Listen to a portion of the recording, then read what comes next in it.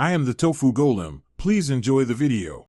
You begin by finding what users actually want. Focus on keyword intent first. Use a mix of broad and long-tail terms and pick 5-10 targets per page so you stay focused. Once done, analyze competitor results to learn which SERP features matter for those queries and adjust your target priorities. Make sure to map each keyword to a specific page rather than reusing the same target everywhere. That prevents cannibalization and speeds up measurable ranking progress. You now optimize the page itself. Craft a concise title tag and meta description with the primary keyword early and ensure your H1 matches the page intent. Then rewrite content to answer user questions directly, use clear sections, and include at least a baseline length relevant to the topic. Depth beats fluff.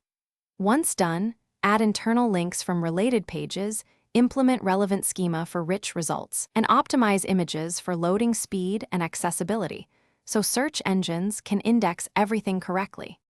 You finish by addressing technical SEO, run an audit to find crawl errors, broken redirects, and canonical problems, then fix them so bots index your intended pages.